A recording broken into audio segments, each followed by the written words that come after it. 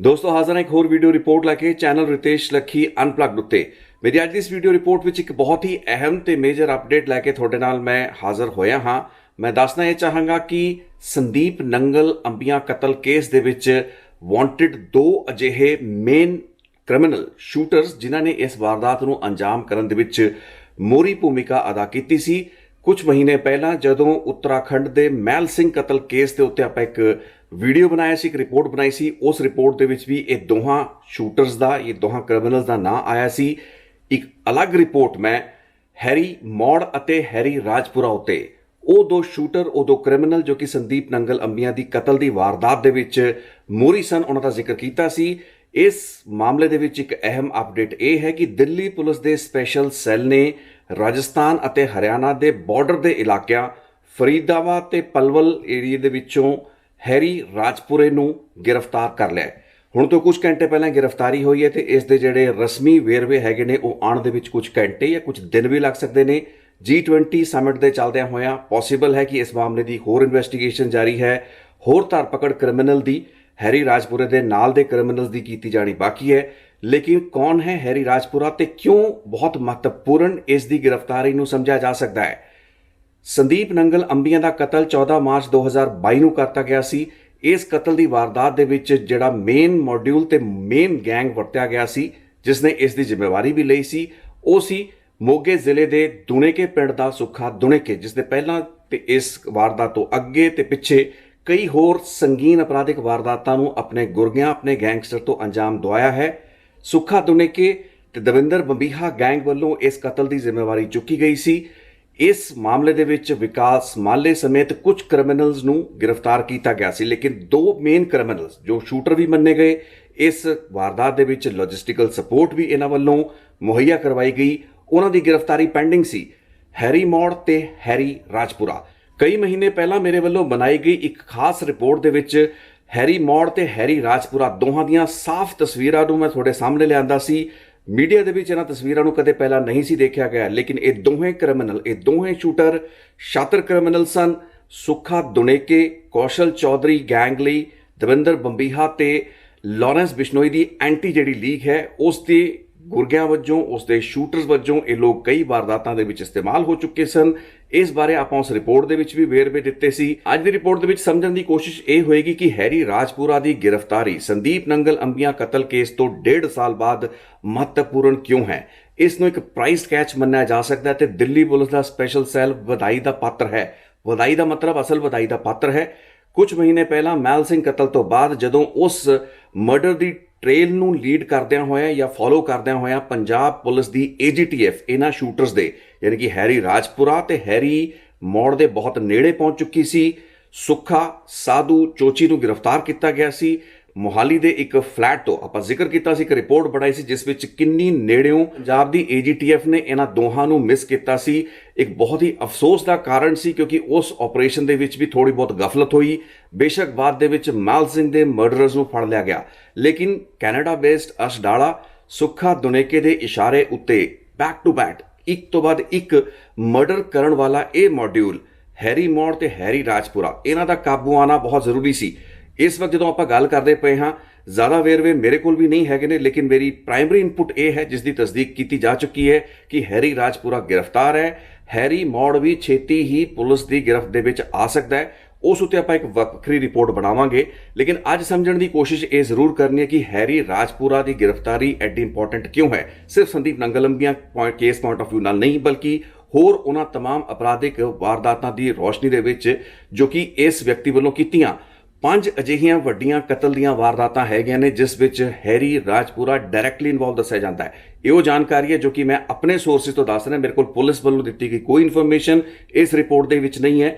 ਅਜੇ ਤੱਕ ਮੇਰੀ ਦਿੱਲੀ ਪੁਲਿਸ ਦੇ ਸਪੈਸ਼ਲ ਸੈੱਲ ਦੇ ਅਧਿਕਾਰੀਆਂ ਦੇ ਨਾਲ ਜਿੰਨੀ ਵੀ ਗੱਲਬਾਤ ਹੋਈ ਹੈ, ਉਹਨਾਂ ਦੀ ਪੂਰਾ ਦਾ ਪੂਰਾ ਆਪਰੇਸ਼ਨ ਕਾਫੀ ਕੌਨਫੀਡੈਂਸ਼ੀਅਲ ਹੈ। ਇਸ ਵਕਤ ਜਦੋਂ ਕਿ ਮੈਂ ਇਸ ਰਿਪੋਰਟ ਨੂੰ ਬਣਾਉਂਦਾ ਪਿਆ ਹਾਂ, ਆਪਰੇਸ਼ਨ ਜਾਰੀ ਹੈ, ਉਸ ਦੇ ਹੋਰ ਸਾਥੀਆਂ ਦੀ ਭਾਲ ਜਾਰੀ ਹੋ ਸਕਦੀ ਹੈ, ਲੇਕਿਨ ਜਦ ਤੱਕ ਇਹ ਰਿਪੋਰਟ ਤੁਹਾਡੇ ਤੱਕ ਪਹੁੰਚੇਗੀ ਆਪਰੇਸ਼ਨ ਖਤਮ ਹੋ ਚੁੱਕਾ ਹੋਏਗਾ ਤੇ ਇਸ ਦੇ ਵਿੱਚ ਪੋਸੀਬਲੀ ਹੈਰੀ ਮੌੜ ਦੀ ਵੀ ਗ੍ਰਿਫਤਾਰੀ ਹੋ ਸਕਦੀ ਹੈ। ਜੇ ਅੱਜ ਨਹੀਂ ਤਾਂ ਭਵਿੱਖ ਦੇ ਵਿੱਚ ਕਿਸੇ ਨਾ ਕਿਸੇ ਦਿਨ ਉਸ ਦੀ ਗ੍ਰਿਫਤਾਰੀ ਹੋਏਗੀ।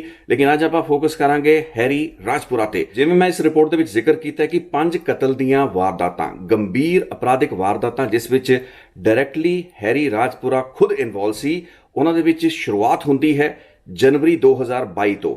12 ਜਨਵਰੀ 2022 ਪੰਜਾਬ ਦਾ ਜ਼ਿਲ੍ਹਾ ਬਠਿੰਡਾ, ਪਿੰਡ ਲਹਿਰਾ ਖਾਨਾ। ਆਪਾਂ ਨੂੰ ਯਾਦ ਹੈ ਕਿ ਕੁਲਵੀਰ ਨਰਵਾਣੇ ਦਾ ਮਰਡਰ ਹੋਏ ਨੂੰ ਕੁਝ ਮਹੀਨੇ ਹੋਏ ਸੀ। ਕੁਲਵੀਰ ਨਰਵਾਣਾ ਦੇ ਲੈਫਟ ਤੇ ਰਾਈਟ ਹੈਂਡ ਮੰਨੇ ਜਾਣ ਵਾਲੇ ਮਨਪ੍ਰੀਤ ਏਲੀਆਸ ਛੱਲਾ ਤੇ ਮਨਪ੍ਰੀਤ ਏਲੀਆਸ ਵਿੱਕੀ, ਇਹ ਦੋ ਸ਼ਖਸ ਹਨ ਜੋ ਕਿ ਇੱਕ ਸਮਾਗਮ ਦੇ ਵਿੱਚ ਆਪਣੇ ਕਿਸੇ ਰਿਸ਼ਤੇਦਾਰ ਦੇ ਭੋਗ ਦੇ ਵਿੱਚ ਸ਼ਿਰਕਤ ਕਰਨ ਲਈ ਲਹਿਰਾ ਖਾਨਾ ਪਿੰਡ ਪਹੁੰਚੇ ਹੁੰਦੇ ਨੇ। ਕੌਸ਼ਲ ਚੌਧਰੀ ਅਤੇ ਸੁੱਖਾ ਦੁਨੇਕੇ ਮੋਡਿਊਲਸ ਦੇ ਗੈਂਗਸਟਰ ਇੱਕ ਕਾਲੇ ਰੰਗ ਦੀ ਆਕਟੇਵੀਆ ਕਾਰ ਦੇ ਵਿੱਚ ਸਵਾਰ ਹੋ ਕੇ ਆਉਂਦੇ ਨੇ। ਇਸ ਧਾਰਮਿਕ ਸਮਾਗਮ ਦੇ ਮੌਕੇ ਉੱਤੇ ਹੀ ਮਨਪ੍ਰੀਤ ਛੱਲਾ ਤੇ ਮਨਪ੍ਰੀਤ ਵਿੱਕੀ ਨੂੰ ਗੋਲੀਆਂ ਨਾਲ ਢੇਰ ਕਰਤਾ ਜਾਂਦਾ ਹੈ। ਤਾਬੜਤੋੜ ਉਹਨਾਂ ਤੇ ਗੋਲੀਆਂ ਚਲਾਈਆਂ ਜਾਂਦੀਆਂ ਤੇ ਦੱਸਿਆ ਜਾਂਦਾ ਹੈ ਕਿ ਇਸ ਵਾਰਦਾਤ ਦੇ ਵਿੱਚ Harry Rajpura was one of the shooter. Harry Maur ਤੇ ਹੈਰੀ ਰਾਜਪੁਰਾ ਦੀ ਇਨਵੋਲਵਮੈਂਟ ਦੇ ਨਾਲ ਇਹ ਮਰਡਰ ਹੋਇਆ।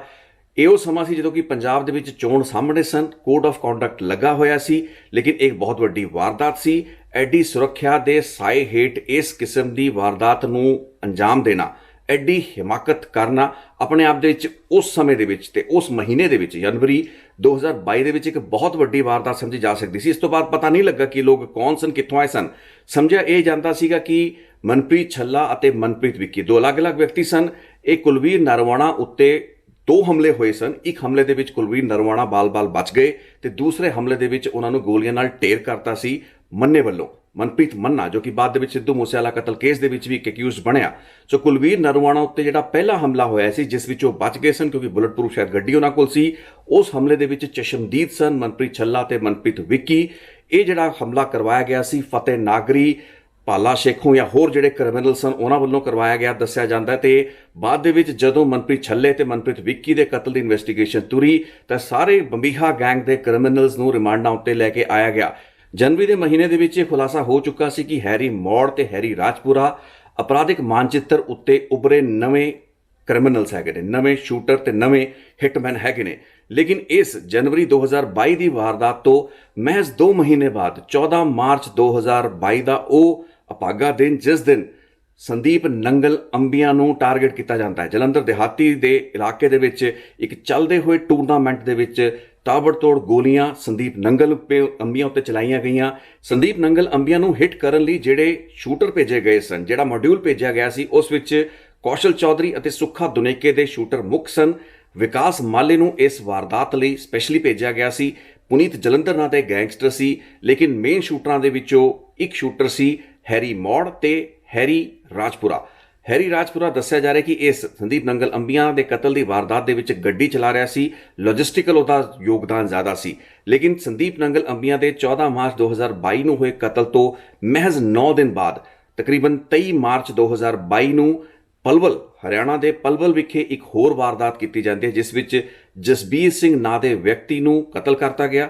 ਇਸ ਕਤਲ ਦੀ ਜ਼ਿੰਮੇਵਾਰੀ ਅਮਿਤ ਡਾਗਰ ਗੈਂਗਸਟਰ, ਹਰਿਆਣਾ ਦਾ ਕੌਸ਼ਲ ਚੌਧਰੀ ਅਤੇ ਬੰਬੀਹਾ ਲੀਗ ਦੇ ਨਾਲ ਜੁੜਿਆ ਹੋਇਆ ਗੈਂਗਸਟਰ ਅਮਿਤ ਡਾਗਰ, ਜਿਸ ਨੂੰ ਬਾਅਦ ਦੇ ਵਿੱਚ ਪੁੱਛਗਿੱਛ ਲਈ ਵੀ ਸੰਦੀਪ ਨੰਗਲ ਅੰਬੀਆਂ ਕੇਸ ਦੇ ਵਿੱਚ ਵੀ ਲੈ ਕੇ ਆਂਦਾ ਗਿਆ, ਉਸ ਵੱਲੋਂ ਲਈ ਗਈ। ਗੈਂਗਸਟਰ ਅਮਿਤ ਡਾਗਰ ਦੇ ਇਸ਼ਾਰੇ ਉੱਤੇ ਕਰਵਾਈ ਗਈ ਜਸਬੀਰ ਸਿੰਘ ਦੀ ਕਤਲ ਦੀ ਵਾਰਦਾਤ। ਇਸ ਦੌਰਾਨ 45 ਰਾਉਂਡ ਫਾਇਰ ਹੋਏ। ਸੀਸੀਟੀਵੀ ਕੈਮਰੇ ਦੇ ਵਿੱਚ ਪੂਰੀ ਵਾਰਦਾਤ ਕੈਪਚਰ ਹੋਈ। ਹੈਰੀ ਰਾਜਪੁਰੇ ਨੂੰ ਇੱਕ ਮੋਹਰੀ ਸ਼ੂਟਰ ਦੇ ਰੂਪ ਵਿੱਚ ਇਸ ਵਾਰਦਾਤ ਵਿੱਚ ਆਇਡੈਂਟੀਫਾਈ ਕੀਤਾ ਗਿਆ। ਜਨਵਰੀ 2022 ਤੋਂ ਲੈ ਕੇ ਮਾਰਚ 2022 ਮਹਿਜ਼ 3 ਮਹੀਨਿਆਂ ਦੌਰਾਨ ਇਹ ਚੌਥੀ ਵੱਡੀ ਕਤਲ ਦੀ ਵਾਰਦਾਤ ਸੀ ਜਿਸ ਵਿੱਚ ਹੈਰੀ ਰਾਜਪੁਰੇ ਦਾ ਨਾਂ ਹੈਰੀ ਮੌੜ ਦੇ ਨਾਲ ਆ ਰਿਹਾ ਸੀ। ਡੂਓ ਕੰਮ ਚੱਲਦਾ ਪਿਆ ਸੀਗਾ, ਇਕੱਠੇ ਮਿਲ ਕੇ ਕੰਮ ਕਰਦੇ ਪਏ ਸੀ। ਇਸ ਤੋਂ ਬਾਅਦ ਇੱਕ ਬਹੁਤ ਲੰਬਾ ਅਰਸਾ ਇਹਨਾਂ ਦੀ ਕੋਈ ਸ਼ਾਇਦ ਵਾਰਦਾਤ ਔਨ ਰਿਕਾਰਡ ਨਹੀਂ ਹੈ। ਉਹ ਦਿੱਲੀ ਪੁਲਿਸ ਦਾ ਸਪੈਸ਼ਲ ਸੈੱਲ ਜਦੋਂ ਪੁੱਛਗਿੱਛ ਕਰੇਗਾ ਤਾਂ ਪਤਾ ਲੱਗੇਗਾ। ਮਾਰਚ 2022 ਤੋਂ ਲੈ ਕੇ ਜੁਲਾਈ 2023 ਤਕਰੀਬਨ ਸਵਾ ਸਾਲ ਟੋਟਲ ਰੇਡੀਓ ਸਾਇਲੈਂਸ ਮੇਨਟੇਨ ਕਰਦੇ ਹੋਏ ਸੁੱਖਾ ਦੁਨੇਕੇ ਤੇ ਅਰਸ਼ ਡਾਲੇ ਦੇ ਸਲੀਪਰ ਸੈੱਲ ਦੇ ਰੂਪ ਵਿੱਚ ਹੈਰੀ ਮੌੜ ਤੇ ਹੈਰੀ ਰਾਜਪੁਰਾ ਨੇ ਆਪਰੇਟ ਕੀਤਾ। ਰਾਜਸਥਾਨ ਤੇ ਹਰਿਆਣਾ ਦੇ ਇਲਾਕਿਆਂ ਦੇ ਵਿੱਚ ਰਹੇ। ਇਸ ਦੌਰਾਨ ਆਨੰਦਪਾਲ ਦੇ ਭਰਾ ਮਨਜੀਤ ਪਾਲ ਨੂੰ ਟਾਰਗੇਟ ਕਰਨ ਦਾ ਪਲਾਨ ਸੀ। ਮਹਿਲ ਸਿੰਘ ਹੱਤਿਆਕਾਂਡ ਦੌਰਾਨ ਉਸ ਟ੍ਰੇਲ ਦੇ ਵਿੱਚ ਜਦੋਂ ਗ੍ਰਿਫਤਾਰੀ ਹੋਈ ਕੁਝ ਕ੍ਰਿਮੀਨਲਸ ਦੀ, ਉਸ ਵਕਤ ਸਮਝਿਆ ਇਹ ਜਾ ਰਿਹਾ ਸੀ ਕਿ ਲਾਰੈਂਸ ਬਿਸ਼ਨੋਈ ਦੀ ਲੀਗ ਨੂੰ ਨੁਕਸਾਨ ਪਹੁੰਚਾਉਣ ਲਈ ਰਾਜਸਥਾਨ ਦੇ ਵਿੱਚ ਇੱਕ ਵੱਡੀ ਵਾਰਦਾਤ ਕਰਾਉਣ ਲਈ ਆਟੋਮੈਟਿਕ ਜਿਹੜੇ ਵੈਪਨ ਸਨ, ਜਿਸ ਦੇ ਵਿੱਚ ਐਕਸਟੈਂਡਡ ਮੈਗਜ਼ੀਨ ਵਾਲੇ ਗਲੌਕ ਵੈਪਨਸ ਆਏ ਸਨ, ਉਹਨਾਂ ਨੂੰ ਵੀ ਸਪਲਾਈ ਕੀਤਾ ਗਿਆ ਸੀ ਤੇ ਉਸ ਹਥਿਆਰਾਂ ਦੀ ਖੇਪ ਦੇ ਨਾਲ ਜਿਹੜਾ ਵੱਡਾ ਹਮਲਾ ਰਾਜਸਥਾਨ ਦੇ ਵਿੱਚ ਕੀਤਾ ਜਾਣਾ ਸੀ, ਉਸ ਦੇ ਵਿੱਚ ਹੈਰੀ ਰਾਜਪੁਰੇ ਤੇ ਹੈਰੀ ਮੌੜ ਦੀ ਇਸ ਜੋੜੀ ਨੂੰ ਦੁਬਾਰਾ ਵਰਤਿਆ ਜਾਣਾ ਸੀ। ਹਾਲਾਂਕਿ ਇਹ ਮੰਨਿਆ ਜਾ ਰਿਹਾ ਕਿ ਪਿਛਲੇ ਕਈ ਮਹੀਨੇ ਤੋਂ ਹੈਰੀ ਮੌੜ ਤੇ ਹੈਰੀ ਰਾਜਪੁਰਾ ਵੱਖ-ਵੱਖ ਚੱਲਦੇ ਪਏ ਨੇ। ਇਹੀ ਕਾਰਨ ਹੈ ਕਿ ਹੈਰੀ ਰਾਜਪੁਰੇ ਦੀ ਗ੍ਰਿਫਤਾਰੀ ਸੰਭਵ ਹੋ ਪਾਈ ਹੈ। ਲੇਕਿਨ ਇਹਨਾਂ 5 ਵੱਡੀਆਂ ਕਤਲ ਦੀਆਂ ਵਾਰਦਾਤਾਂ ਮਨਪ੍ਰੀਤ ਛੱਲਾ, ਮਨਪ੍ਰੀਤ ਵਿੱਕੀ, ਸੰਦੀਪ ਨੰਗਲ ਅੰਬੀਆ, ਜਸਬੀਰ ਸਿੰਘ ਤੇ ਜੁਲਾਈ 2023 ਦੇ ਵਿੱਚ ਜਿਸ ਵਾਰਦਾਤ ਦਾ ਮੈਂ ਜ਼ਿਕਰ ਕਰਨਾ ਭੁੱਲ ਗਿਆ, ਉਹ ਸੀ ਸਚਿਨ ਪੈਂਸਰਾਵਾਲੀ ਨਾਂ ਦਾ ਇੱਕ ਕ੍ਰਿਮੀਨਲ ਜਿਸ ਨੂੰ ਕਿ ਟਾਰਗੇਟ ਕੀਤਾ ਗਿਆ ਪਲਵਲ ਦੇਹੀ ਇਲਾਕੇ ਦੇ ਵਿੱਚ, ਯਾਨੀ ਕਿ ਉਸ ਇਲਾਕੇ ਦੇ ਵਿੱਚ ਜਿਸ ਵਿੱਚ ਮਾਰਚ 2022 ਦੇ ਵਿੱਚ ਇੱਕ ਵਾਰਦਾਤ ਅੰਜਾਮ ਦਿੱਤੀ ਜਾਂਦੀ ਹੈ, ਜਸਵੀਰ ਸਿੰਘ ਦਾ ਕਤਲ ਕੀਤਾ ਜਾਂਦਾ ਹੈ। ਉਸੇ ਕੇਸ ਦਾ ਇੱਕ ਕੋ-ਐਕਿਊਜ਼ ਸੀ ਸਚਿਨ ਪੈਂਸਰਾਵਾਲੀ।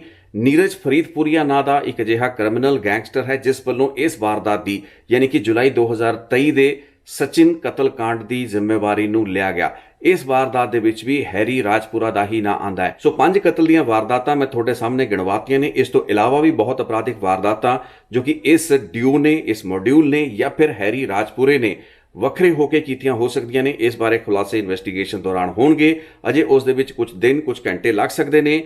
ਹੈਰੀ ਰਾਜਪੁਰਾ ਦਿਖਣ ਦੇ ਵਿੱਚ ਇੱਕ ਬੜਾ ਹੀ ਸਧਾਰਨ ਤੇ ਇੱਕ ਨਾਰਮਲ ਯੁਵਾ ਦਿਸਦਾ ਹੈ, ਲੇਕਿਨ ਇਸ ਦੀ ਕ੍ਰਾਈਮ ਦੀ, ਅਪਰਾਧ ਦੀ ਜਿਹੜੀ ਕੁੰਡਲੀ ਹੈ ਉਹ ਕਾਫੀ ਲੰਮੀ ਤੇ ਬਹੁਤ ਘੱਟ ਸਮੇਂ ਦੇ ਵਿੱਚ ਡੈਡਲੀ ਸ਼ੂਟਰ ਡੂਓ ਦੇ ਰੂਪ ਵਿੱਚ, ਇੱਕ ਜੋੜੀ ਦੇ ਰੂਪ ਵਿੱਚ ਇਸਨੇ ਹੈਰੀ ਮੌੜ ਦੇ ਨਾਲ ਅੰਡਰਵਰਲਡ ਦੇ ਵਿੱਚ ਵੱਡਾ ਨਾਂ ਜਿਹੜਾ ਸੀ ਇਸ ਨੂੰ ਬਣਾ ਲਿਆ ਕਿਹਾ ਜਾ ਸਕਦਾ ਹੈ। ਹੁਣ ਇਸ ਦੀ ਗ੍ਰਿਫਤਾਰੀ ਤੋਂ ਬਾਅਦ ਆਸ ਇਹ ਕੀਤੀ ਜਾਣੀ ਚਾਹੀਦੀ ਹੈ ਕਿ ਹੈਰੀ ਮੌੜ ਜੋ ਕਿ ਇਸ ਦੇ ਨਾਲੋਂ ਵੀ ਜ਼ਿਆਦਾ ਖਤਰਨਾਕ ਕ੍ਰਿਮੀਨਲ ਹੈ, ਡੈਡਲੀ ਸ਼ੂਟਰ ਹੈ, ਉਸ ਦੀ ਵੀ ਗ੍ਰਿਫਤਾਰੀ ਹੋਏਗੀ ਕਿਉਂਕਿ ਮੌੜ ਇਲਾਕੇ ਪੰਜਾਬ ਦੇ ਬਠਿੰਡਾ ਜ਼ਿਲ੍ਹੇ ਦੇ ਵਿੱਚ ਦਹਿਸ਼ਤ ਦਾ ਦੂਸਰਾ ਨਾਂ ਅਰਸ਼ਦੀਪ ਡਾਲੇ ਅਤੇ ਸੁੱਖੇ ਦੁਨੇਕੇ ਦਾ ਸਿਗਨੇਚਰ ਬਣ ਚੁੱਕਾ ਹੈ ਹੈਰੀ ਮੌੜ। ਅਗਲੀ ਵੀਡੀਓ ਦੇ ਵਿੱਚ ਮੈਂ ਹੈਰੀ ਮੌੜ ਦੀਆਂ ਵੱਡੀਆਂ ਅਪਰਾਧਿਕ ਵਾਰਦਾਤਾਂ ਬਾਰੇ ਜ਼ਿਕਰ ਕਰਾਂਗਾ। ਇਹਨਾਂ 5 ਕਤਲ ਦੀਆਂ ਵਾਰਦਾਤਾਂ ਤੋਂ ਇਲਾਵਾ ਉਹ ਇਸ ਵਕਤ ਪੰਜਾਬ ਦੇ ਬਠਿੰਡਾ ਇਲਾਕੇ ਦੇ ਵਿੱਚ, ਮੌੜ ਇਲਾਕੇ ਦੇ ਵਿੱਚ ਕਿਹੜੀਆਂ ਵਾਰਦਾਤਾਂ ਨੂੰ ਅੰਜਾਮ ਦੇ ਰਿਹਾ ਹੈ, ਕਿੰਨਾ ਖਤਰਨਾਕ ਹੈ, ਉਸ ਦੇ ਬਾਰੇ ਗੱਲਬਾਤ ਆਪਾਂ ਆਪਣੀ ਅਗਲੀ ਰਿਪੋਰਟ ਵਿੱਚ ਕਰਾਂਗੇ। ਤੇ ਪੋਸੀਬਲੀ ਤਦ ਤੱਕ ਦਿੱਲੀ ਪੁਲਿਸ ਦੇ ਸਪੈਸ਼ਲ ਸੈੱਲ ਤੋਂ ਹੈਰੀ ਰਾਜਪੁਰੇ ਦੇ ਮਾਰਫਤ ਵੀ ਕਈ ਹੋਰ ਨਵੀਆਂ ਜਾਣਕਾਰੀਆਂ ਸਾਹਮਣੇ ਆ ਚੁੱਕੀਆਂ ਹੋਣਗੀਆਂ।